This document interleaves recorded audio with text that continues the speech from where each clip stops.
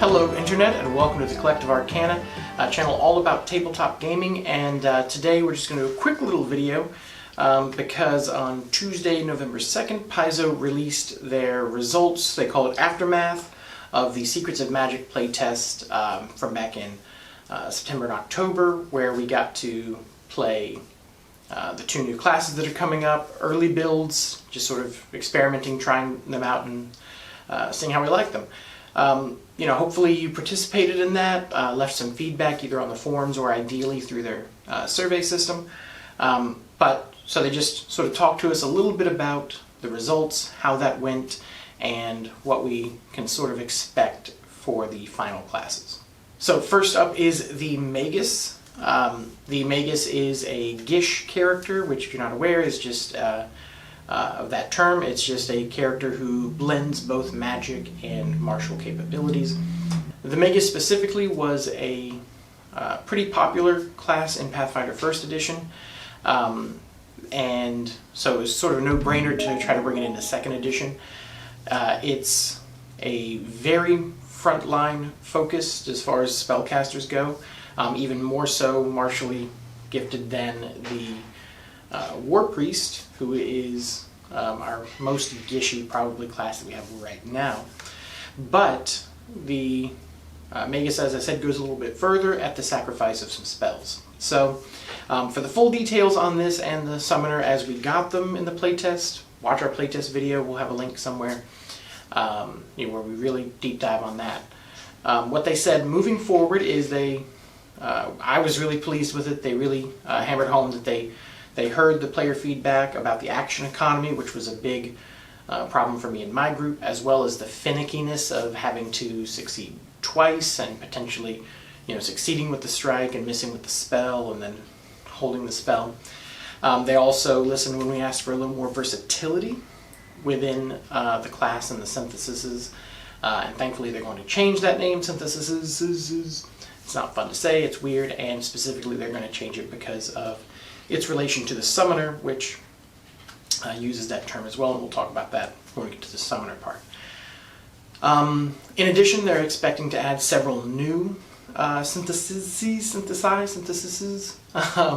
to the Magus to have a few more options. They want to expand on how those fit into your playstyle, potentially having different battle-focused spells based on your synthesis choice early on. They heard that of the syntheses we had, that the slide casting, where you got to move for free as part of the action, felt like the no-brainer because of how restricted the 3 actions to use the striking spell ability just felt very restrictive.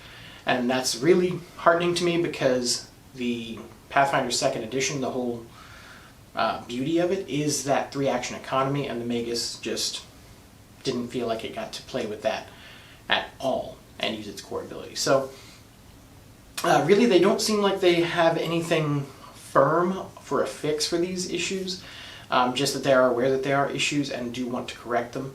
But just the nature of the Magus and trying to balance that, being a Gish caster without it being too good in either direction, and without it feeling like you've only got like a set way to play, which is slide casting with True Strike and hope that you crit every single round, which was boring and unfun and didn't always work even. So, but they hear us, they're going to change all that. We just don't know for sure what that's going to look like. It almost feels like they're kind of going back to the drawing board on it, which isn't the worst idea. There is a few examples of that I suggested in the other video of ways that they could handle striking spells. Specifically, there's a I can't remember what it's from, one of the recent adventure paths, a Svartal something killer, and it's like these sort of tainted fae or elf type assassins, and they have a spell strike ability. There's also, they could take inspiration from the way Channel Smite works, and they could potentially also take inspiration from the Arcane or the Eldritch Archer, or even the version of Magus that we got in a much earlier adventure path. So they have some options out there. I think all of them are sort of better than the one that we wound up with. So But for me, as I said before, if they can fix the action economy on that and make it a little less janky having to succeed twice, even if it means powering the ability down a little bit, or they've suggested possibly making it a non-at-will ability, which is iffy on. We'll have to see what they mean by that, how they handle it. But as long as they can fix that action economy and provide a little more feat support for unique builds and, you know, the new synthesis, of course, I think Magus is going to be in a great spot. I think it's got a lot of potential as is. Fixing Striking Spell goes a long way towards making it a perfectly enjoyable class. Maybe not the most varied, which, you know, hopefully will change as we get more options, but even with just that change, which is something that I'm offering to my players, we're about to wrap up a long-running campaign. We're going to have a Magus in that, it looks like, and I'm going to offer him the playtest version with a minor tweak to the action economy and 2 levels of success. I don't think it's going to be game-breaking. We'll let you know, but that's the Magus. That's what they're thinking, and that's what they're telling us about, and that's pretty promising overall. They mentioned and addressed all the concerns that I had, at least. One of the big things was the spells.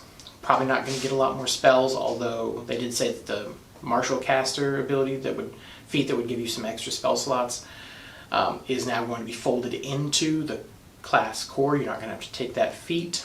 Maybe there will be other feats to add to it, but that feat on its own is going to be baked in potentially to your synthesis, meaning it will change exactly what it gives you and how it behaves based on which synthesis you choose, which is fun and really could add some variety to the class where it really needs it. So on to Summoner. So the Summoner suffered from some of the same problems that the Magus did. They both had that, I can't remember the term they used, but that spell slots that would decay, so you would lose your lower level slots as you gained higher level ones. The Summoner, it felt like, needed them even more than the Magus. The Magus, because of Spell Strike, could rely on cantrips pretty well to do its bread and butter. Again, we talked about the accuracy issues there, but at least it was a viable option, whereas the Summoner really was lacking, not just because of those limited spell slots, but also because of its action economy, just like the Magus, where the Summoner you had to choose which of whether your Summoner or your Eidolon, their magical monster buddy, would get to use an activity, or you had to choose one or the other to use an activity, and the other only got one action. This was both worse than the action economy hacks that are already present for animal companions and classes that use them. You can see our animal companion video. But it was also just really restrictive for a class that had a limited number of spell slots, and in practice, to get the most out of the class using that Eidolon, very few chances to even use them. So it's sort of a catch-22 thing where, if there's spells you're casting before combat, they're probably going to be buff spells, but many of the better buff spells, the ones that you would really care about, are lower level, so you're in a situation where you have to spend a high-level spell slot in order to get a low-level buff, and you only have a few spell slots, so it really just felt like you couldn't really win there, and then the action economy just being limited, trying to be mobile with 2 targets and get them positioned as you needed them was also hard. So what they're going to do is they're looking to, again, nothing's final, but they're looking to change that to a variable number of actions so that you can choose between which is which, Eidolon or Summoner, and one of them can gain 1, 2, or 3 actions, and then the other one can gain the remainder number of actions, totaling up to 4, which is very much how the animal companions work for other classes. And since this is a class all about that, it just makes sense that they should be at least as good action economy-wise, working with their companion as a ranger or druid would be, since again, it's the core focus of the class. Other big changes, the synthesis, which allowed you to merge into your Summoner, is probably going to get dropped, it looks like. It was a popular build in the first edition Summoner, where basically instead of having a pet, you can become, join with your pet and become a super monster. Super fun, super interesting, but because of the nature of trying to get it to work with the rest of the class abilities and still work on its own, it caused some conflict where neither option could be quite as powerful as maybe you would want it to be, so it just came out sort of weak and bland and not what a lot of people were hoping for. So they have specifically stated that they're going to look at adding that as a class archetype, which is a whole new concept we haven't really talked about on the channel that much, but class archetypes are like regular archetypes, which can apply to any class, but the idea is that they will be specific to an individual class. These are concepts that were brought up in the core rulebook. We have rules for how class archetypes will work, but we haven't seen any yet. And we're about a year and a half now almost. So it's not strange, that we haven't seen very many, but it is odd that we haven't seen any at all.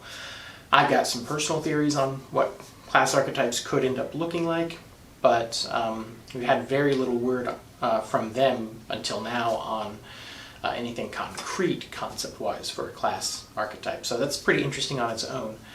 But it's going to be a big sweeping change to how it works, where instead of having an option, to have the buddy or combine into one, you're now making a choice early on. You're saying, I don't summon something to fight alongside me, I summon something to, almost possess me or take over or combine with me, and we become one big giant monster. So super fun, super cool.